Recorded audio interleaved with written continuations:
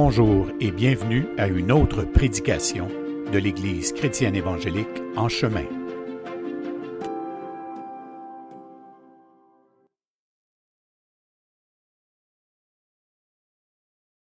Donc, en ce dimanche 31 octobre, nous poursuivons une série sur la lettre de Paul aux Romains, séance 34. On est dans Romains 6 et le verset 3, notamment, où il est question d'être baptisé dans sa mort. Et j'ai donc profité de ce texte-là pour faire une mini-série dans la série, mais qui focus un petit peu plus sur le baptême, expliquer tout ce qu'il y a à dire sur le baptême, tout ce qu'il y a à dire, un certain nombre de choses qu'on peut dire sur le baptême. Et donc, aujourd'hui, on va s'intéresser à différencier pédobaptême et credo-baptême, qui est un débat important dans les milieux chrétiens. Je dirais plus maintenant, quasiment, on en entend un peu plus parler maintenant. Donc, on va expliquer un petit peu ce que c'est, sans trop mettre de temps là-dedans, parce que c'est pas ça le but ici. Puis après ça, on va parler de la conscience. Parce que la conscience est une thématique fréquente dans le Nouveau Testament, puis elle est en lien avec le baptême. Quand Pierre dit que le baptême, c'est l'engagement d'une bonne conscience devant Dieu, dit comme ça, moi, ça m'a pris bien du temps avant de comprendre qu'est-ce que Pierre voulait dire par ça. Parce que pour savoir ce que lui veut dire par ça, il faut d'abord comprendre ce que c'est qu'une conscience. Puis au-delà du fait qu'on sait que la conscience, pour moi, ça m'est toujours apparu comme une thématique qui est floue. C'est difficile de savoir. En gros, on arrive tous à dire que c'est la capacité que l'être humain a de discerner le bien du mal. Mais la conscience, c'est aussi le fait de savoir qu'on existe. Parce que ça nous différencie probablement du règne animal qui ont une existence, mais une des questions qu'on peut se poser à leur sujet, sont-ils conscients qu'ils existent ou ne font-ils qu'exister? Parce que si vous avez eu un chien ou un chat, vous êtes probablement rendu compte que lui, là, tant qu'il mange, là, puis qu'il marche, puis qu'il bouge, ça n'a pas d'ambition beaucoup, là. Peut-être les chats un peu plus. Ben, les chats, ça règne, hein? Ça s'installe d'en haut, puis ça te regarde. Là. Tu te demandes si... T'aimes-tu vraiment où il te dit, quand c'est moi le boss ici, là, tu fais juste me servir à manger, tu sais, des trucs. En tout cas, bref, on peut rigoler en masse là-dessus, mais c'est quand même... L'être humain est vraiment, vraiment une création particulière parce qu'on est conscient qu'on existe. On est conscient d'où on vient, puis on est même conscient qu'on va mourir. On sait qu'on meurt. Maintenant, est-ce qu'un animal sait ça, lui? Oui? Il le sait? Ah, ben c'est bon à savoir. Alors, vous voyez un petit peu toute l'idée. Donc, la conscience humaine, elle, ça s'accompagne d'un paquet d'affaires. Et il y a toute la question du bien et du mal qui est reliée à ça. Et on va se pencher un petit peu sur la question de quel bien et de quel mal on parle. Nourri par quoi? Parce qu'on a une conscience, mais notre conscience est néanmoins tout de même affectée par la chute. Donc, il y a beaucoup de choses à dire. On ne dira pas tout ce qu'il y a à dire là-dessus, il y en a trop, mais juste pour se poser quelques questions dans le rapport de la conscience, à tout le moins avec le baptême, puisque ce rapport il est établi par les apôtres. Mais juste avant, pédobaptisme et credo-baptisme. Quand on dit pédobaptisme, on fait référence au baptême des enfants. Donc, dans les milieux même évangéliques, il y a quand même une bonne quantité d'églises et de dénominations qui croient au baptême des enfants, mais non pas à la manière catholique, mais d'une autre façon. On va expliquer ça. Et il y a ceux qui sont, comme nous, des credo-baptistes. Credo veut dire confession. Donc, on est baptisé à partir d'une confession de foi qu'on peut donner nous-mêmes, on dirait à l'âge de raison, et puis on est capable d'affirmer notre foi, on est capable d'affirmer ce dans quoi on croit. Donc, à partir de ça, on peut être baptisé. Il ne s'agit pas être baptisé, d'avoir tout compris la théologie de toutes les choses de l'Écriture, mais d'avoir vraiment bien compris le salut en Jésus-Christ et en quoi il nous implique. Des évangéliques qui baptisent les enfants, ça existe. Je vais vous nommer une couple de théologiens bien connus, autant dans le passé que dans le présent. Jean Calvin et Luther étaient des pédobaptistes, donc eux croyaient quand même au baptême des enfants. Un auteur bien connu, C.S. Lewis, était aussi un pédobaptiste. Le plus connu d'entre tous vit actuellement à New York, c'est Timothy Keller, qui est un presbytérien pédobaptiste. Pour ceux qui connaissent un peu plus d'autres auteurs assez connus, mais Kevin DeYoung en est un, James Packer, John Murray, R.C. Sproul, Gregory Beale, qui a écrit des excellents ouvrages sur l'eschatologie et pédobaptiste, Sinclair Ferguson, Paul Wells aussi, théologien français, même s'il y a un nom qui sonne anglophone. Donc, c'est quelques-uns. Pourquoi nommer ces noms-là? C'est pour vous montrer quand même l'importance de ce que c'est toute la doctrine des pédobaptistes. Donc, ce n'est pas quelques rares illuminés qui adhèrent à cette doctrine-là. Il y en a quand même beaucoup et des théologiens de très haut niveau. Maintenant, le mouvement baptiste, lui, c'est sur la question du baptême en particulier, c'est séparé éventuellement pour des raisons que si on voulait expliquer ça en détail, on en aurait pour des jours et des jours. Si jamais le sujet vous intéresse beaucoup, vous voulez le creuser, le site justement de Guillaume Bourrin, Pascal Denot, Le Bon Combat, si vous allez là-dessus, ils ont fait beaucoup d'articles là-dessus. Puis ils ont participé à des débats là-dessus aussi. Donc vous allez pouvoir comprendre la teneur de ce qui en découle, le pourquoi de être pédobaptiste ou crédobaptiste, et qu'est-ce qu'ils se disent de ces théologiens-là pour justifier leur positionnement. Voilà, c'est ça que je vous laisse cette information-là. Donc, premier point, parlons des pédobaptistes, qu'est-ce que c'est? Et tout de suite, en commençant, il faut distinguer les pédobaptistes de la doctrine catholique, de la régénération baptismale, parce que les catholiques baptisent aussi les enfants, mais ce n'est pas du tout dans le même esprit ou pour les mêmes raisons que les pédobaptistes. Donc, la régénération baptismale, le mot le dit, régénération. Vous savez, le mot régénération dans l'Écriture revient quelques reprises, et notamment, c'est Paul qui l'utilise dans Tite, chapitre 3. On a été régénérés par le Saint-Esprit. La régénération du Saint-Esprit, c'est un mot qui vient de deux mots qui veut dire nouvelle naissance. Palin, nouvelle, et génésia, naissance. Palin, génésia.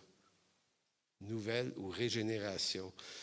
Donc, les catholiques croient que le baptême régénère, fait l'œuvre de régénération. Donc, on naît de nouveau. L'enfant, le bébé, par la décision de ses parents, naît de nouveau. Donc, par régénération, on entend le changement de la nature de la personne par l'action du Saint-Esprit. Donc, c'est ce qu'ils croient aussi, eux. Donc, le problème avec cette position, c'est que l'Écriture ne la défend pas comme telle. L'Écriture enseigne plutôt que le salut, ce n'est pas l'œuvre du baptême, mais l'œuvre de Dieu par son Esprit. Donc, c'est par l'Esprit de Dieu qu'on est baptisé dans la mort de Jésus-Christ. Donc, c'est là, ici, là, que déjà là, il y a quelque chose qui coince. Là. Parce que c'est comme si l'enfant était sauvé par la décision des parents de baptiser l'enfant. Et que Dieu arrivait en second plan dans l'œuvre rédemptrice qui suit cette action. Alors que dans les faits, dans l'Écriture, c'est indéfendable, cette idée-là. Le salut est d'abord l'œuvre de Dieu.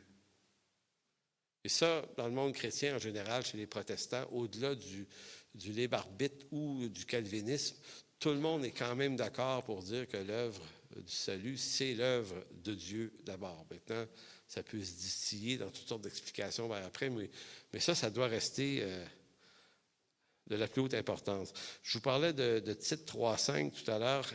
Paul, dans Tite 3.5, va dire « Il nous a sauvés, non à cause des œuvres de justice que nous aurions faites, mais selon sa miséricorde, par le baptême de la régénération et le renouvellement du Saint-Esprit. » Si vous avez bien compris le texte, Paul accorde à la régénération toute l'œuvre imputable au Saint-Esprit, qui nous a baptisés, lui, dans la mort de Jésus-Christ.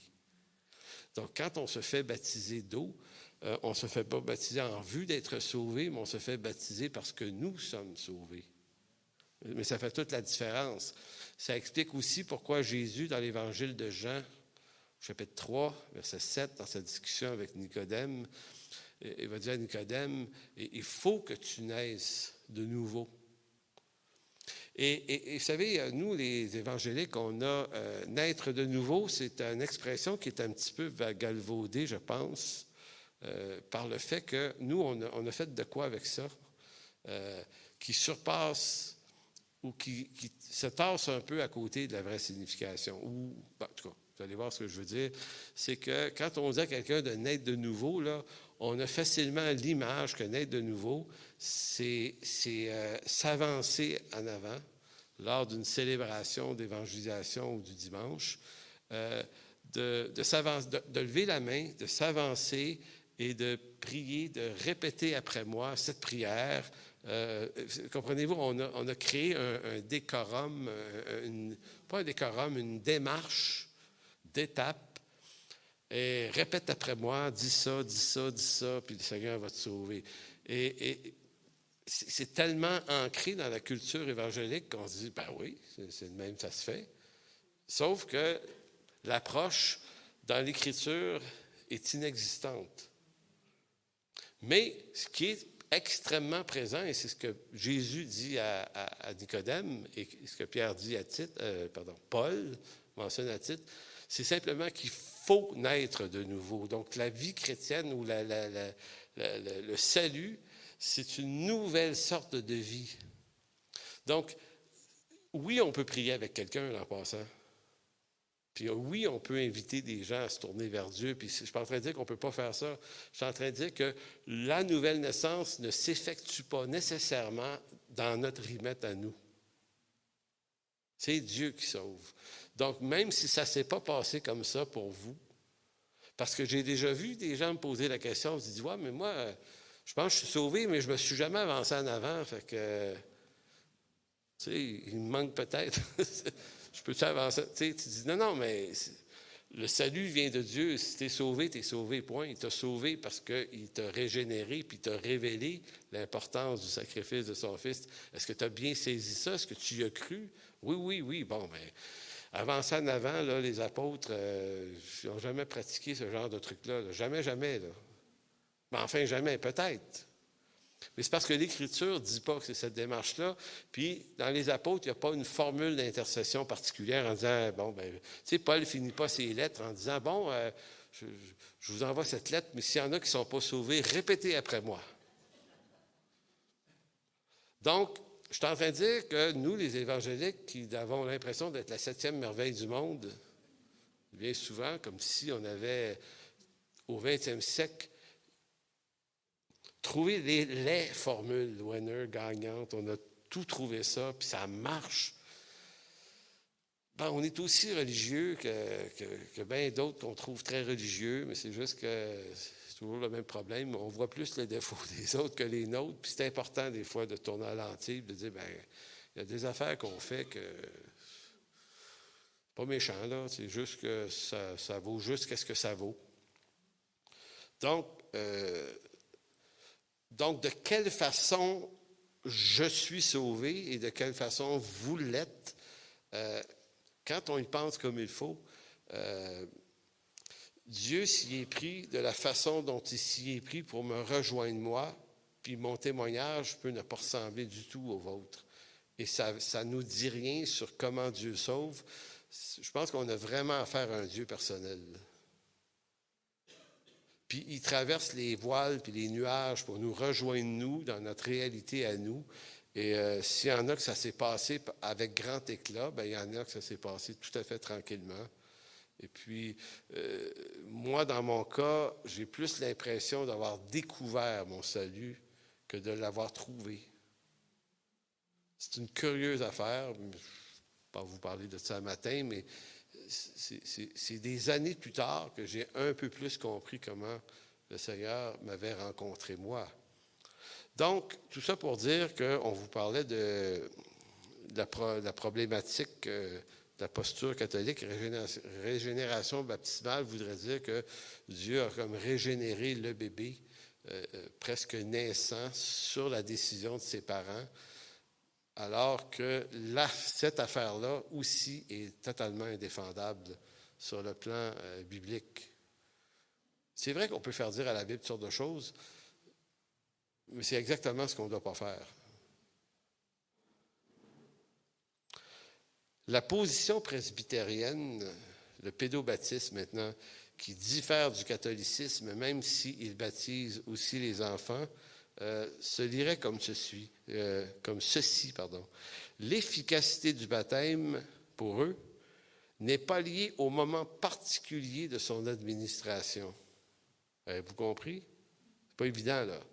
L'efficacité du baptême n'est pas liée au moment particulier de son administration. Donc, quand on baptise un enfant, pour eux, il ne se passe rien là.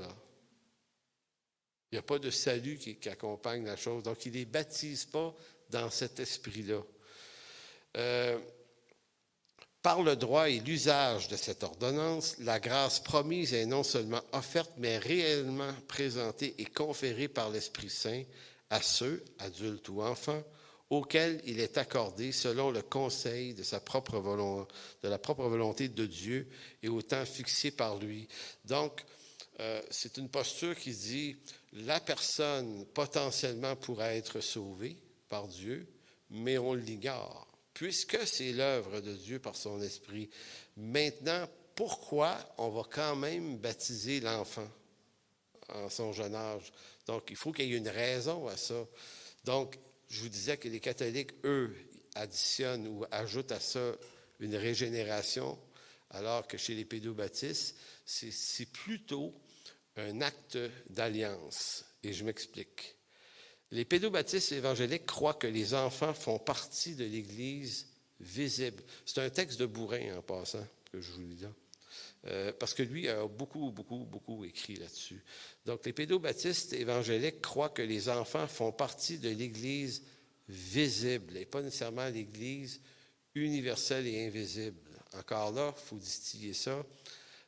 On est d'accord avec l'idée que l'Église de Jésus-Christ, qu'on dit souvent l'Église invisible, invisible au sens que nous ne savons pas qui, parmi tous les gens sur la planète Terre, vont à l'Église, qui, parmi eux, appartiennent vraiment à Dieu. Donc, dans toutes les églises, il y a des élus, puis il y a des gens qui sont des sympathisants, qui vont là parce que c'est cool d'aller là, ou qui y vont parce que leurs parents les ont emmenés là, puis ils sont habitués à y aller. Donc, l'Église, c'est une grande communauté de gens, mais parmi cette communauté-là, il y a la communauté de Christ, le peuple de Dieu. Donc, il y a le peuple de Dieu, en d'autres, appelons ça la chrétienté en général, et dans la chrétienté, il y a le corps de Christ. Donc, tout ce qui est dans la chrétienté n'est pas nécessairement le corps de Christ, mais le corps de Christ est forcément dans la chrétienté. Vous voyez l'idée? Donc, c'est important de voir ça, c'est que pour les pédobaptistes, l'enfant, par son baptême, ne fait pas partie forcément du corps de Christ, mais il fait partie de la chrétienté. Donc, c'est la façon de l'introduire au milieu chrétien à cause de ses parents, de sa famille. Et là, on va utiliser beaucoup de textes. Tu seras sauvé, toi et ta famille. Donc, cette idée que l'enfant fait partie du peuple terrestre de Dieu, l'Église visible. Fait-il partie de l'Église, le corps de Christ? Et le corps de Christ, c'est ce que Dieu connaît, lui. Juste Dieu connaît qui sont ceux qui lui appartiennent. Même nous, on est appelés à ne pas faire une séparation entre blé et ivraie. Touche pas à ça. Nous, dans une église, on administre l'instruction de la parole de Dieu et les gens l'entendent. Maintenant, on peut penser, écoutez, puis je pense qu'on s'est fait déjouer souvent à travers l'histoire à penser que telle personne qu'on a connue il y a 25 ans, qui marchait en feu pour Dieu, je ne sais pas si vous avez connu du monde de même, mais sûrement, puis aujourd'hui, ils ne sont complètement pas là. sont retournés dans le monde, mais ils sont retournés dans le monde, mais tu as l'impression que non seulement ils sont dans le monde, mais Christ n'habite plus là. Puis c'est pas qu'il n'y a pas de perte de salut, c'est juste que Christ ne les a jamais habités. Et forcément, si Christ ne t'a jamais habité, tu vas forcément retourner à une condition d'homme ou de femme que Christ n'habite pas. Et à la fois, j'ai aussi vu des gens qui ont marché avec Dieu, qui ont tout abandonné, puis malgré l'abandon, Christ est encore pleinement là. Parce que si Christ est en toi, tu ne peux pas te débarrasser de Jésus-Christ. Tu es pogné avec lui pour l'éternité. Alors moi, j'ai connu ça beaucoup. Aussi, des gens comme ça, 5, 6, 10 ans, plus capables d'aller à l'église pour X, Y, Z raison de conflit, puis de tatouinage, de patente. Et puis, mais Christ pleinement vivant et présent. C'est compliqué de vivre ça de même, mais c'est quand même ça. Donc, on peut presque percevoir ce que l'œil de Dieu connaît mieux que nous. Il connaît ce qui lui appartiennent. Donc, nous, dans la sagesse, on fait attention à ce qu'on en pense, de qui est sauvé et qui ne l'est pas. C'est une question qui ne relève pas de notre jugement et de notre discernement. Donc, je relis, les pédobaptistes évangéliques croient que les enfants font partie de l'Église visible dans la mesure où ils appartiennent à un foyer authentiquement chrétien et ne rejettent pas les promesses de Dieu adressées à son peuple. Donc, le baptême d'eau, pour eux, ne sauve pas, ni ne présume le salut de quiconque, mais il est simplement le signe qui accompagne et atteste ces promesses. Donc, ils font partie, ils entrent, si on veut, dans l'alliance terrestre du peuple de Dieu, mais chez les pédobaptistes, si l'enfant grandit, arrivé à un certain moment de sa vie, il doit faire une confession de foi quand même devant son assemblée. Donc, on va dire aux jeunes, arrive un moment donné où est-ce que tu y crois finalement à Jésus-Christ? Puis si le jeune dit, oui, c'est vraiment le présent dans ma vie. Donc, on va lui dire, arrivez, puis c'est souvent jeune adulte là, que ça se passe, on va dire, donc nous, on les baptiserait dans cette condition-là, les credo-baptistes, nous autres, on baptise et on confesse et on baptise, alors que chez les pédobaptistes, le baptême ayant déjà eu lieu, ils ne doivent que confesser Jésus-Christ devant la communauté et affirmer qu'ils y croient. Et c'est pas ça qui les sauve non plus. Ça démontre que Christ les habite. C'est pour ça qu'ils font une confession de foi. Donc, en quelque sorte, c'est ça. Comme tous les mâles âgés de 8 jours étaient circoncis en Israël, donc la logique pédobaptiste est la suivante. De la même façon qu'on circoncisait les hommes, les enfants, les bébés mâles en Israël, parce qu'en les circoncisant, ils entraient dans une alliance, l'alliance abrahamique. Maintenant, est-ce que tous les enfants d'Israël étaient pour autant sauvés, même s'ils étaient circoncis? Est-ce que la circoncision sauvait? Non. C'est Jésus et c'est Paul qui l'affirment. Il y a toujours eu un reste d'Israël qui appartient à Dieu. Et tout ce peuple, pourtant, vous allez dire, oui, mais tout le peuple suivait les consignes, allait au temple, était circoncis, pratiquait cette religion-là. Mais est-ce que le tout Israël qui a pratiqué toutes ces ordonnances de la loi étaient pour autant sauvés? Eh bien, c'est le Nouveau Testament qui répond le mieux. Vous lisez Jean 8, où Jésus rentre dans le tas avec cette histoire-là, avec les docteurs de la loi. Il va les traiter de fils du diable. Ce qui est fascinant dans ça, il faut quand même le remarquer, c'est que tu ne traites pas de fils du diable des motards, là, dans Jean 8. Il faut quand même y penser. Il traite de fils du diable, donc de perdus, des hommes qui ont consacré leur vie à l'étude de la loi mosaïque. C'est épeurant, ça.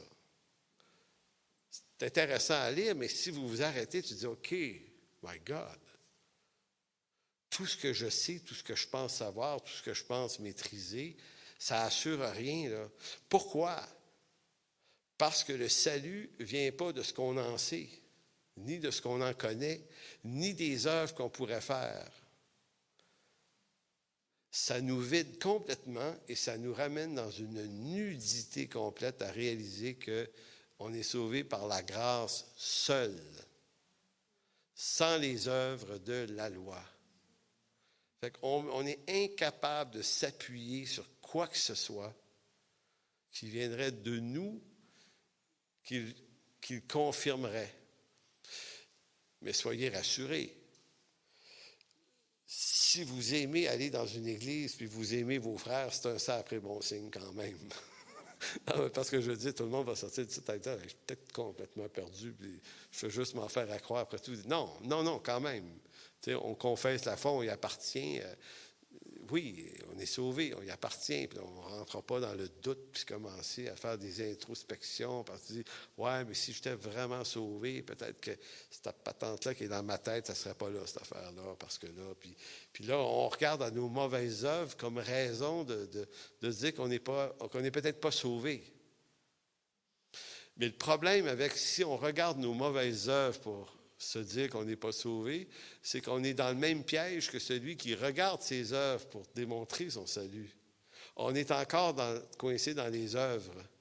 Celui qui fait des bonnes œuvres se dit « je dois l'être à cause de mes bonnes œuvres ». Celui qui est perdu, je ne dois pas l'être à cause de mes mauvaises œuvres.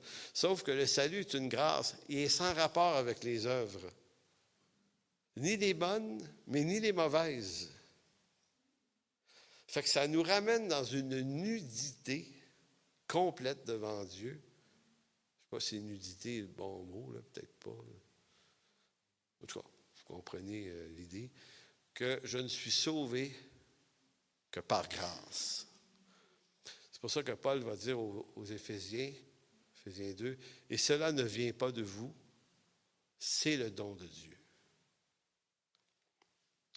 Maintenant, pour eux, les pédobaptistes, donc un enfant de 8 ans, pas un enfant de 8 ans, mais semblable à la circoncision dans l'Ancienne Alliance. Pour eux, c'est comme si le baptême devenait la suite de la circoncision. Si les Hébreux pratiquaient la circoncision sur les mâles, et ça les faisait appartenir néanmoins au peuple de l'Alliance sans garantir le salut pour autant, bien l'Église a cette même construction d'idées. Le baptême devient une forme de circoncision ou le remplacement de la circoncision et il appartient de la même façon au peuple de Dieu. En gros, là, parce que je sais qu'il y a peut-être des gens qui vont m'écrire « Ouais, mais il y a tel détail, puis tel autre. » Je sais qu'il y a plein de détails, mais on ne rentrera pas dans ces plein de détails-là. C'est pas ça qui est le point ce matin.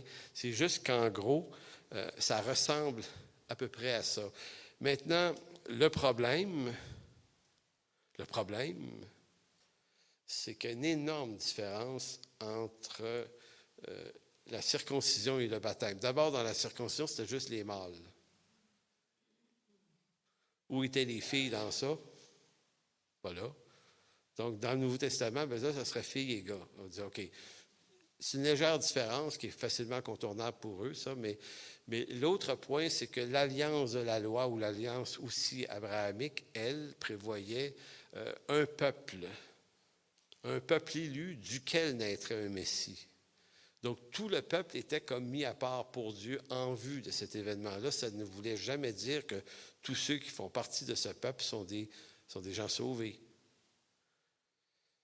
Mais ils appartenaient à l'alliance qui allait offrir au monde un Messie. C'est ça que ça voulait dire. Maintenant, le Messie étant venu, le nouveau peuple de Dieu n'est plus un peuple terrestre, et c'est là la différence. L'Église est une entité spirituelle et céleste. L'Église, c'est l'alliance que des rachetés. Maintenant, il y en a qui vont dire, oui, mais il peut y avoir des gens pas sauvés dans l'Église. Oui, mais l'Église, ça reste que c'est une entité qui va rencontrer son Seigneur à son retour et qui va former le royaume de Dieu. Donc, dans l'esprit des apôtres, on voit bien, c'est que on ne baptise que les gens qui peuvent faire une confession de foi comme quoi ils ont cru. Ce qu'un bébé ne peut pas faire. Vraiment. Évidemment, et là, il faut faire attention quand on dit ça, parce que certains peuvent penser, tu dis, ouais, mais je ne serai jamais digne d'être baptisé. Non, En même temps, dans le Nouveau Testament, le baptême arrivait très rapidement. Tu sais, on ne disait pas aux gens, bon, ben, tu as donné ta vie au Seigneur hier, on va attendre 1 an, 1 an et demi, là, avant de te baptiser, pour être sûr que tu aies l'air d'un vrai sauvé. Il ne faisait pas ça non plus. Donc, il baptisait les gens qu'il croyait avoir vécu une expérience de salut avec Dieu. Il les baptisait. Des fois, il les baptisait pratiquement sur le champ aussi. Donc, le baptême, c'est juste une bien bonne idée. Puis c'est une ordonnance de Jésus-Christ qui, dans Matthieu 28, a dit aux apôtres, bien, baptisez-les au nom du Père, du Fils et du Saint-Esprit et instruisez-les dans tout ce que je vous ai enseigné aussi. Donc, le baptême, c'est pas comme... Parce que je sais qu'il y a certaines dénominations, quand je lisais l'histoire américaine, là, je ne sais plus si c'était-tu les Quakers ou les pères... puritains. Il y avait une gang aux États-Unis que, pour être baptisé d'eau, là, ils faisaient passer par des filtres de questionnaires puis d'interrogations par des anciens. Ça durait des semaines et des semaines. Ils pouvaient même te battre dans certains cas. J'avais vraiment été étonné à l'université. Je disais des trucs, si tu ne répondais pas comme il faut aux questions, tu pouvais passer sous discipline. La discipline, elle pouvait être assez rough. Je disais, autre temps, autre mœurs, je suis content d'être né de nouveau un peu plus tard, quand même, dans ma vie. Mais voyez-vous, maintenant, le baptême, il s'est pratiqué de toutes sortes de manières et souvent de manière plus complexe que ce que l'Écriture veut bien nous en dire. Donc, le credo-baptisme, maintenant, défend l'idée que le baptême ne peut être administré qu'à ceux qui sont en mesure de confesser leur foi par la confession publique d'un credo. Bon, ce que ça veut dire, c'est qu'il ne faut pas que vous appreniez un credo complètement par cœur, puis que vous soyez capable de le répéter parfaitement. C'est juste l'idée que quand une personne se fait baptiser, bien, elle se présente devant son Église non seulement pour recevoir les eaux du baptême, mais elle doit exprimer le fait de sa croyance. Ça n'a pas besoin de durer 1 heure, ça dure quelques minutes, mais c'est une façon de juste exprimer, bien, moi je crois en Jésus-Christ, et puis je crois en sa parole.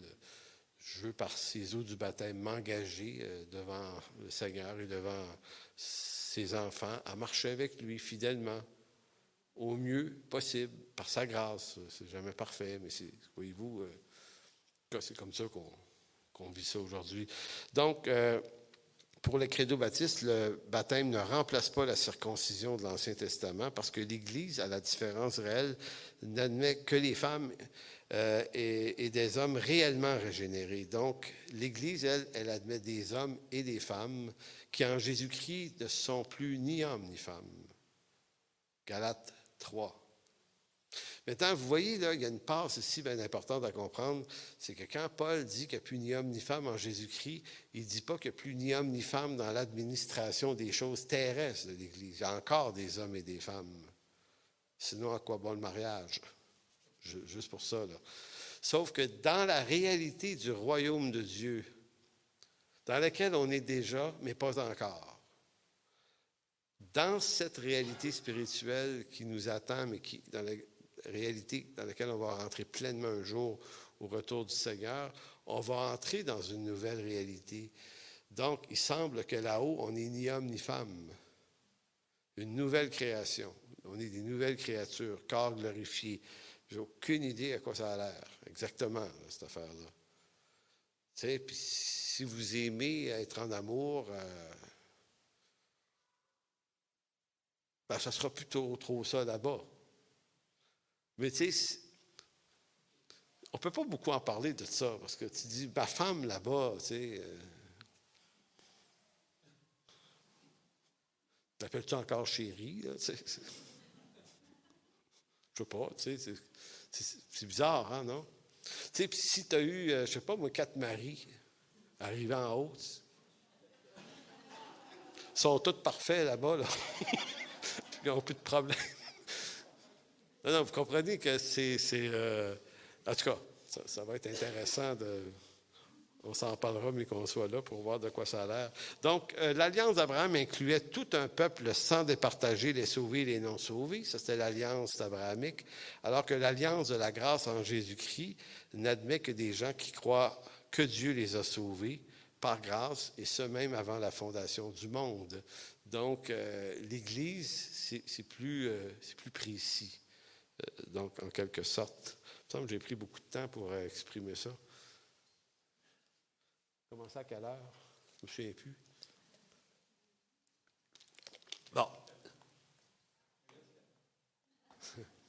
Donc, le baptême dans l'Écriture, c'est un changement. On n'ira pas lire ces textes-là, je l'ai dit un petit peu la semaine passée, mais à toutes les fois que Dieu initie un grand changement, il y a toujours de l'eau qui est impliquée dans ça. Donc, le monde avant Noé, là, avant le déluge, vers un nouveau monde qui est une figure de la nouvelle vie en Jésus-Christ, parce que tout dans l'Ancien Testament pointe vers Jésus-Christ et l'Église. Donc, vous voyez encore une image parfaite, une image biblique, un symbole très fort qu'il y a un ancien monde et par l'arche, qui est une représentation de Jésus-Christ, on passe par les eaux. Donc, on est mis en lui par les eaux. Et ça exprime tellement bien qu'on a été baptisés, comme Paul dit dans Romains 6, on a été baptisés, mis dans l'eau par sa mort, pour ressusciter en nouveauté de vie. Donc, après le déluge, il y a une nouvelle, comme une sorte de nouvelle création, mais dans cette même création-là. Et l'eau prend vraiment le symbole de la mort et de la résurrection. Et lorsque les Hébreux quittent l'Égypte, il y a la même affaire. Ils vont traverser la mer Rouge. Donc, la mer qui va sauver les Hébreux, c'est cette mer qui va noyer les perdus, les Égyptiens. Et quand Israël quitte le désert pour entrer en Israël, ils vont traverser le Jourdain. Encore ici, un changement d'état vers un nouvel état. C'est encore par l'eau que ça se passe. Donc, à la question que tu m'as posée, où c'est qu'il a pris ça, Jean-Baptiste, qu'il fallait baptiser? Parce que Claude m'a écrit une question cette semaine. Il dit, il l'a eu où, lui, cette idée-là? Puis je me dis, ouais, c'est vrai, il a pris ça où? Ben, moi, je pense qu'il a pris ça dans les représentations qui font partie de l'histoire d'Israël, et il est allé chercher toute la symbolique qu'il y avait dans ça. Assurément, c'est pas. Les Juifs n'ignorent pas le phénomène que l'eau a cette représentation-là. Donc, quand Jean-Baptiste baptise les gens, c'est en vue de la repentance. Mais qu'est-ce que la repentance? Le changement. Donc, baptême, changement. Changement, nouvelle vie. Jean 3, 5. Jésus répondit à Nicodème, en vérité, je te le dis, si un homme ne naît d'eau et d'esprit, il ne peut entrer dans le royaume de Dieu. On prend comme Jésus reprend la symbolique de l'eau et de l'esprit. Certains vont dire, est-ce qu'il fait référence au baptême d'eau? Peut-être. M. Carson a un commentaire intéressant là-dessus. Il donne toutes les positions, mais ici, ce n'est pas le point. Mais il dit, il ne peut entrer dans le royaume de Dieu. Donc, pour être sauvé, il ne s'agit pas de devenir une bonne personne tout à coup. C'est quand on dit qu'il y a un changement, mais ce n'est pas juste un changement moral. J'étais méchant avant, je suis rendu fin, donc Dieu me sauve. Non. Le changement, c'est littéralement un changement de nature, opéré par Dieu. Tu deviens par lui une nouvelle création. C'est lui qui fait le changement. Maintenant, ça se peut que ça t'aide à devenir une bonne... Est-ce quelqu'un qui va aller voir de l'autre côté? Juste aller aux jeunes, parce qu'il y a une gang de jeunes, ils couraient tout à l'heure, je les ai vus aussi. En tout cas, bref. Donc, tant mieux si on devient du bon monde après, puis c'est même un début, soit dit en passant, qu'on devienne un témoignage vivant de Christ. Mais ce n'est pas ça qui le montre le plus, c'est l'œuvre de Dieu qui est le véritable changement. Verset 6, « Ce qui est né de la chair est chair, mais ce qui est né de l'esprit est esprit. Ne t'étonne pas que je t'ai dit, il faut que vous naissiez de nouveau. » Donc, Jésus reprend cette expression. Il faut que vous naissiez de nouveau. Donc, il n'a pas dit à Nicodème, bon, Nicodème, m'a faire à une église, là, ça va commencer par Pierre à un moment donné, puis quand tu vas voir ça, vas-y, puis avance en avant. Puis là, ils vont te faire une prière de repentance, puis ça va se passer là. Il Voyez-vous, on dirait que la façon dont il parle du salut, il ne situe jamais le moment. Il ne dit pas, il faut que tu naisses de nouveau. Fait que tu veux-tu naître de nouveau maintenant? Tu sais, nous autres, on est toujours, ah ouais, on fait ça là, tu sais, puis, ou viens demain à l'église, le pasteur va s'occuper, tu sais. Mais ça, c'est nous autres qui avons inventé ça. Pour les apôtres, c'est comme s'il y a quelque chose qui appartient à l'œuvre de Dieu dans ça. Ça va arriver quand ça va arriver. Par les moyens que Dieu va faire arriver pour que ça arrive. Je n'ai jamais utilisé le mot arriver autant de fois dans une même phrase. Baptême et conscience. L'eau est le symbole du changement, de purification dans l'Écriture. C'est ce que signifie souvent. En passant, l'eau signifie beaucoup d'autres choses aussi, mais en rapport ici, là, c'est ça. Donc, on voit ce symbole aussi dans le lavement des pieds des apôtres en Jean 13. Ici, et dans Jean 13, c'est vraiment intéressant. Moi, c'est un des textes qui m'a le plus fasciné dans les 2-3 dernières années. Et c'est un texte que je n'avais jamais trop catché avant.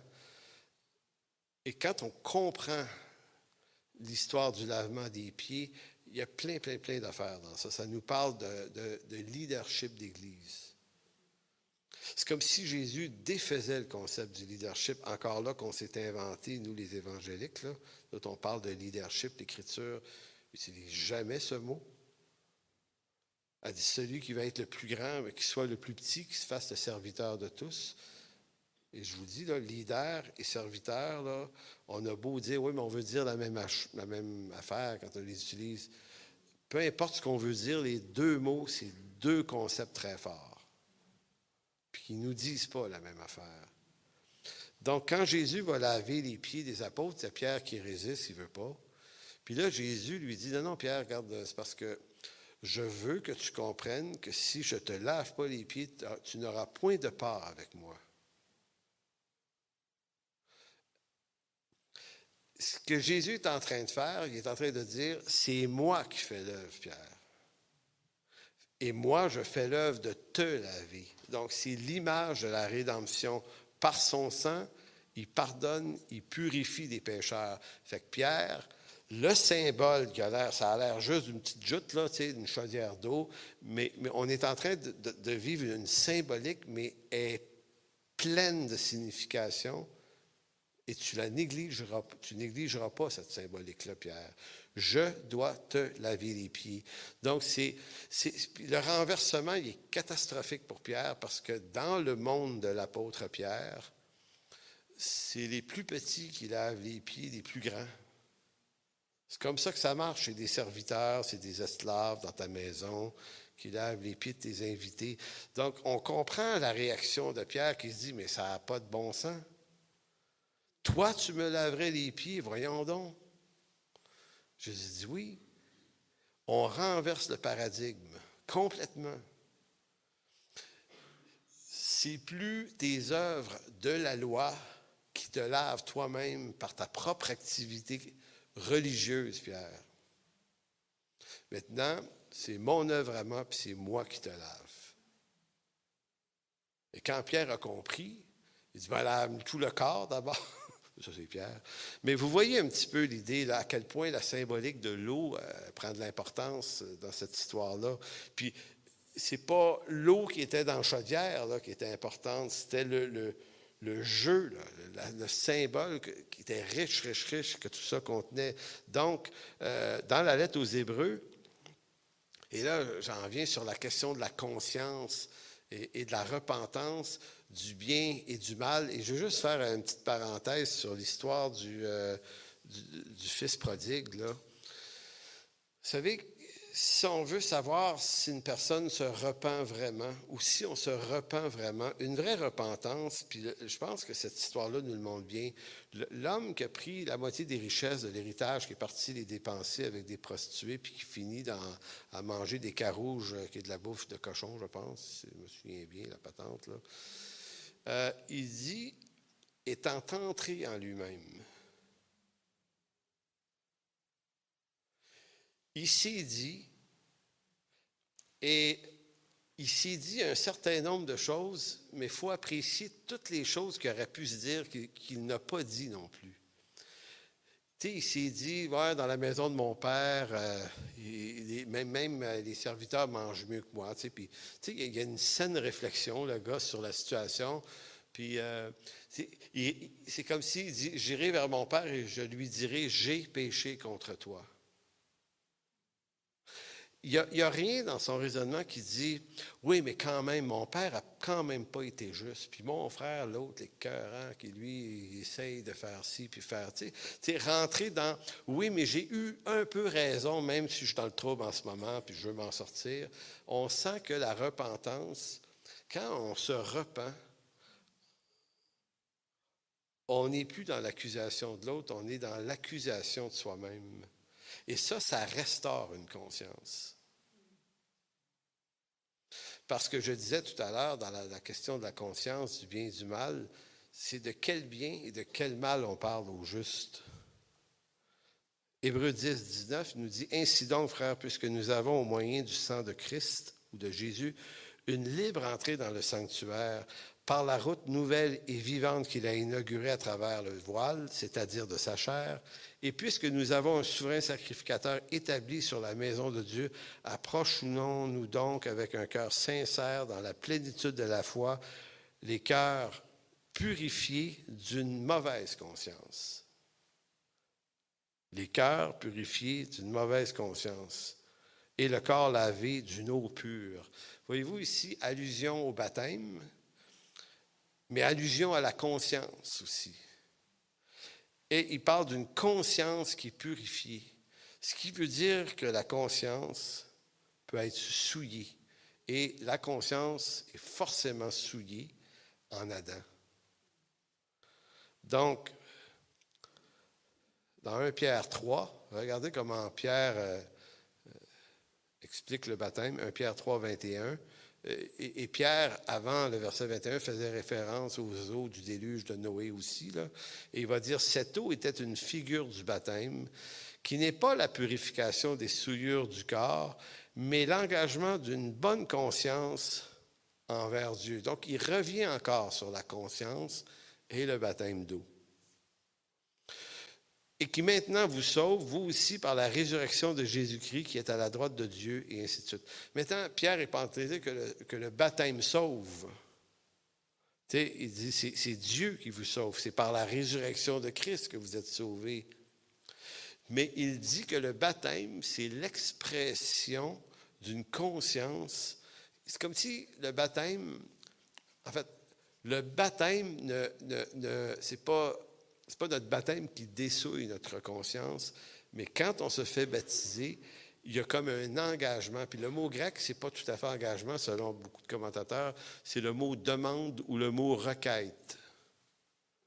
C'est la requête de se réapproprier une bonne conscience avec Dieu.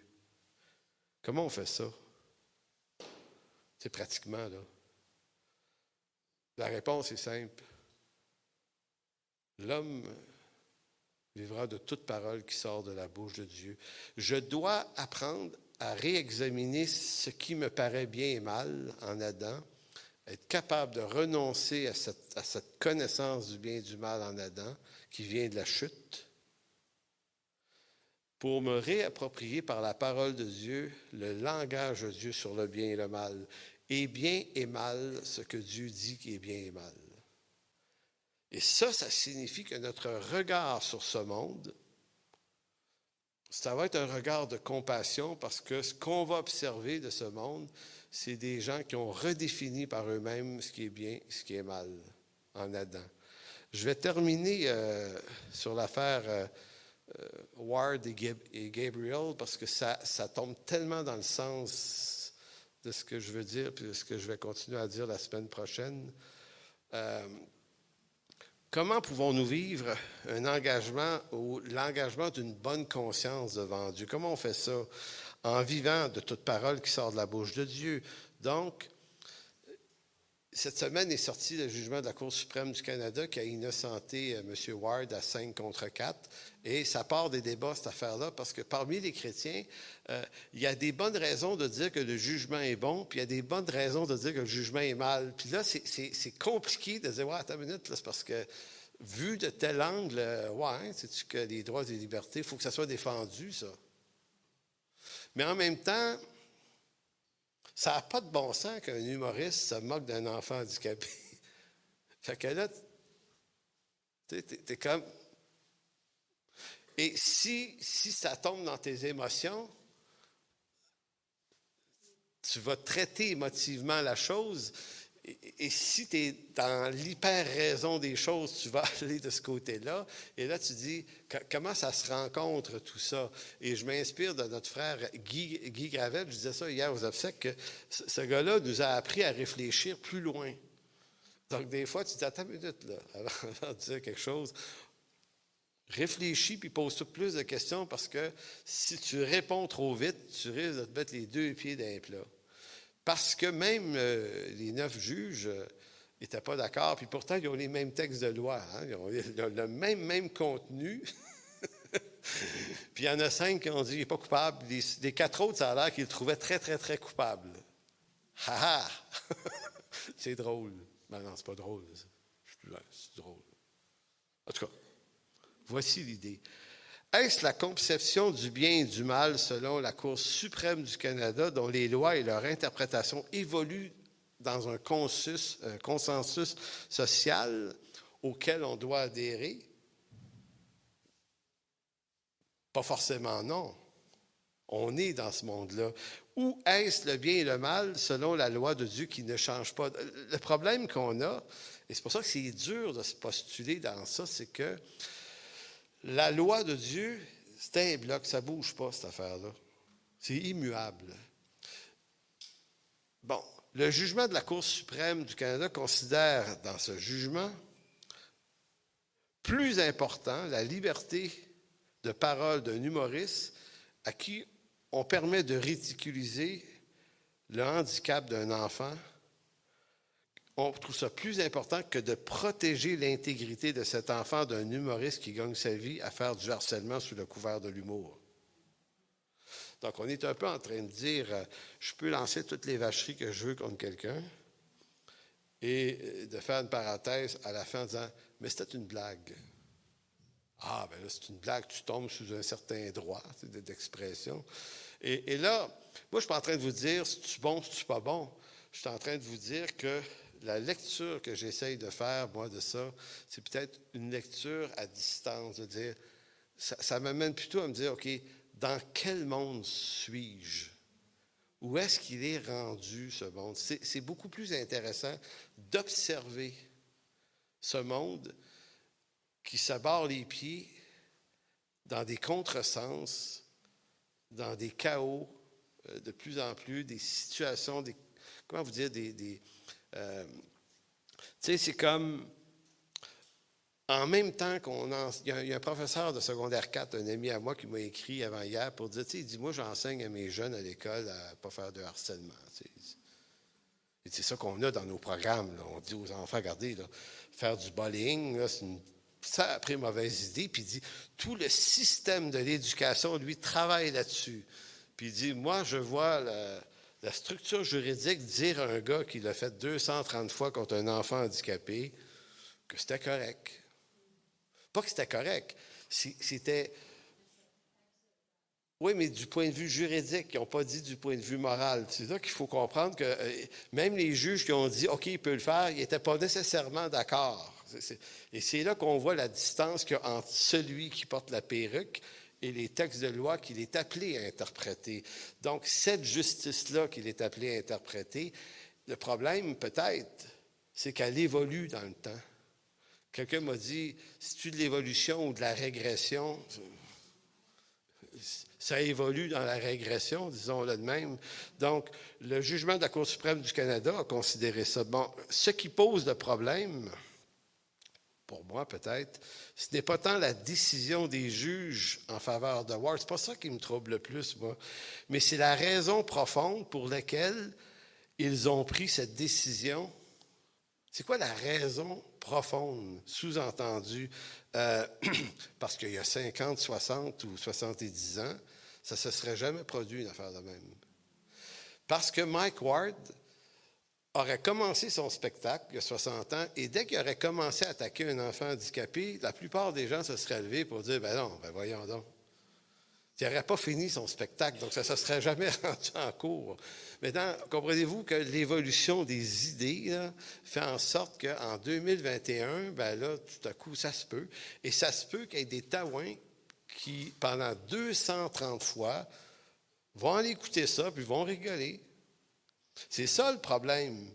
Les juges sont coincés avec des affaires, des fois, sont obligés d'en dire quelque chose, mais sont coincés d'un consensus social et les lois ont tendance à suivre l'évolution des mœurs, puis s'ajuster à ça, puis dire, bien, regarde, on pense ça en 21, là, collectivement, donc, il faut juger ça de même.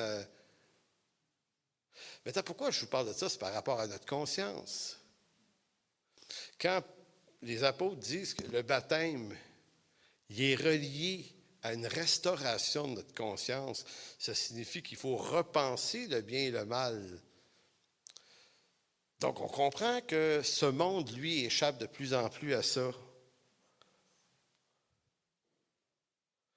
Ce qui pose problème, pour moi, donc je l'ai dit, ce bout-là, mais la profonde raison. Ward, si les juges avaient choisi de condamner Mike Ward à la place de l'innocenté, on n'aurait même pas réglé le problème. Ça n'aurait pas été mieux, ça aurait été juste une autre facette du même défi. Pourquoi je dis ça? C'est qu'il se serait trouvé une autre foule de bien-pensants, de libres penseurs, de journalistes, de politiciens et d'humoristes pour dire « c'est injuste ». C'était injuste d'une façon, ça aurait été injuste de l'autre façon. Pourquoi? Parce que dans l'évolution des choses, on est dans un monde complètement confus. On dit aux professeurs d'instruire les enfants à être bienveillants les uns envers les autres. Puis une autre institution, et ils ne se parlent pas. Donc, et pourquoi on est là? Bien, pour une raison assez simple.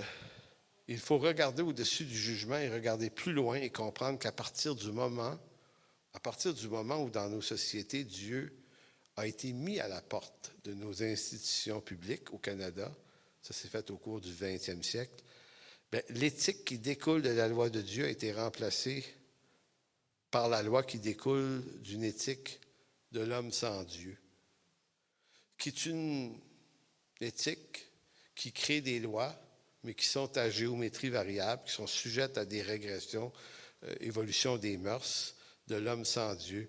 Ce qui échappe à bien des chrétiens, je pense, pas sûr, là, c'est que les droits et libertés individuelles sont des valeurs à double tranchant. Oui, il est vrai que ces droits et ces valeurs nous permettent aussi à nous, l'Église, et c'est ça l'argument des chrétiens, on va dire, ouais, mais c'est important qu'ils protègent les droits et libertés, parce que c'est pour ça qu'on a le droit d'avoir des églises et de dire des affaires. On a le droit d'être pas d'accord avec l'homosexualité, le mariage gay. Pourquoi? Parce que les droits et libertés confèrent l'idée que nous, on a le droit d'avoir des opinions. Fait qu'il dit, si on enlevait les droits et libertés à des humoristes, bien, ça affecterait les droits et libertés dans tous les autres domaines de la société. Donc, ça affecterait la qualité de notre discours et on pourrait encourir des persécutions. En gros, c'est ce que certains vont dire. Donc, vous voyez que c'est-tu béni de vivre dans un pays où les droits et libertés sont présentes, parce que ça nous permet d'avoir des bâtisses et de maintenir des institutions. Mais la vraie question, c'est est-ce que l'Évangile est vraiment gagnant? Là, je ne parle pas de ce qu'on fait avec nos bébelles. Je parle de l'Évangile lui-même. Est-ce qu'il est gagnant? Donc oui, il est vrai que ces droits nous permettent d'être libres de prêcher l'Évangile dans ce pays, mais ces mêmes libertés permettent aussi à Mike Ward de traumatiser un enfant handicapé au nom que l'enfant est connu sur l'espace public. Pour moi, que tu sois connu ou pas connu, il n'y a pas de raison qu'on fait du bullying contre toi pour autant. Je comprends que juridiquement, ça se défend, ça, mais moi, je suis dans l'éthique morale de la chose. Moi, l'Écriture là, me dit de protéger les plus faibles. Fait que jamais je vais dire, non, dans le plus faible, il était tellement connu que lui, c'est pas pareil. Moi, je ne dirai jamais une chose pareille. Je ne peux pas être dans une dichotomie. Certains peuvent le dire parce qu'ils ne sont pas des pasteurs qui enseignent, mais moi, là, je suis coincé dans un paradigme qui est celui que si l'Écriture me dit de défendre le plus faible, et c'est dit de toutes sortes de façons dans l'Écriture, mais de toutes sortes de façons, le bien et le mal, qui est décrit par l'Écriture, m'instruit dans une démarche auquel je ne peux pas renoncer. Je préfère renoncer aux droits et libertés dont je jouis, plutôt qu'au nom des droits et libertés, garder le droit de juste garder des belles bâtisses, au nom de Jésus. En sachant que les droits et libertés dans les pays capitalistes comme les nôtres ne font pas tant avancer l'Évangile que ça, puisque l'Évangile avance beaucoup dans des pays qui ne possèdent pas ces droits et libertés tant que ça. L'Évangile et l'Église est en train de s'effondrer en Occident. Tranquillement, ça s'effondre. C'est devenu un peu tout et n'importe quoi. Il y a des pays où même il y a des persécutions, puis il y a une virilité dans ces pays-là, dans la foi. Il n'y a pas plus de croyants qu'ici, là, il y en a sûrement moins. Mais il y a quelque chose. Donc, c'est pour ça que je dis que si je veux juste défendre les droits et libertés au nom de mes droits à rester une église et recevoir un salaire, j'ai l'impression de commettre un compromis, moi, là-dedans. Je ne peux pas aller là. Vaut mieux tout perdre qu'accepter qu'un enfant puisse être attaqué. Comme ça. Vous n'êtes pas obligé d'être d'accord avec moi pour ça. En réalité, si importante et nécessaire que puissent être ces droits et libertés dans un monde libre et démocratique, l'Évangile n'évolue pas plus dans les pays qui reconnaissent ce type de droit. L'Église est bien souvent en meilleure santé là où ces droits ne sont pas très reconnus. C'est assez simple au fond, hein? L'Évangile n'a pas tant besoin de nous et de toutes ces lois parce que l'Évangile est une puissance de Dieu pour celui qui croit. Romains 1. L'Évangile avance par lui-même. C'est Christ qui décide à un moment donné que s'il veut faire un réveil d'une place complètement ténébreuse, il n'y a rien. Les ténèbres, le séjour des morts n'aura jamais de prévalence sur l'Évangile et l'Église. Jamais. Donc, c'est peut-être plus intéressant de s'attacher à ces valeurs-là, les valeurs de l'Évangile, et tant mieux si on a des droits et libertés. Je ne suis pas en train de dire que c'est mauvais, je suis en train de dire que c'est à double tranchant, et peut-être que ça devient pas une si bonne chose que ça, quand on n'est plus capable de réfléchir, puis qu'on ne sait plus.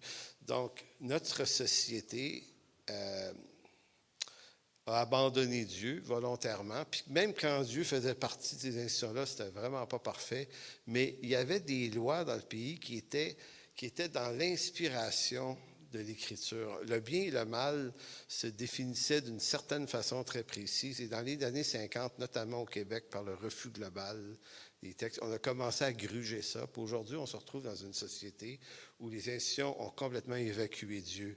Donc, dans une société qui avait évacué Dieu, il va se passer des choses comme ça, malheureusement. Donc, écoutez, je conclue là-dessus, le bien et le mal, parce qu'on va continuer un petit peu là-dessus la semaine prochaine, mais ce que je suis en train de nous dire, c'est que le baptême, lui, il implique notre conscience, mais il implique que notre conscience vive manifestement les fruits de la régénération par l'Écriture. Donc, si on veut avoir une pensée claire sur le bien et le mal, on ne l'aura pas ailleurs que dans l'Écriture, parce que Dieu, lui, il est l'Éternel qui ne change point. Ses lois sont parfaites. Ils n'ont pas à subir d'évolution ni de régression. La loi de l'Éternel est juste. Il faut lire le psaume 119 qui le dit de tout le long. Maintenant, si on fait ça, on ne sera pas les plus populaires en ville. Mais bon. Alors, Seigneur, merci de bénir ta parole. Et Seigneur, plus que jamais, Seigneur, on a besoin de vivre ce renouvellement de l'esprit. Ce renouvellement de l'intelligence par ta parole, Seigneur, afin que le but, c'est pas juste de connaître nos Bibles par cœur, là, puis de les répéter comme ça. C'est parce qu'il y a dans cette parole une éthique profonde qui nous apprend non seulement comment tu nous as aimés et comment tu nous as sauvés, mais qui nous apprend comment penser, comment réfléchir, comment se parler, comment se traiter les uns les autres, comment chanter même, comment faire de la poésie, comment faire de l'art. Toute ta parole vient inspirer complètement nos vies. Et Seigneur, on peut lire cette parole, on peut se donner du temps pour le faire, mais ce qu'on te demande ce matin, c'est de nous donner le secours de ton Esprit Saint, afin de vivifier tout ça, parce qu'on ne veut pas vivre ça par légalisme. On veut vivre ça par la vie que tu donnes, que tu mettes ton esprit, que ton esprit mette de la vie dans ça. Alors, merci, mon Dieu. Amen. Donc, merci beaucoup.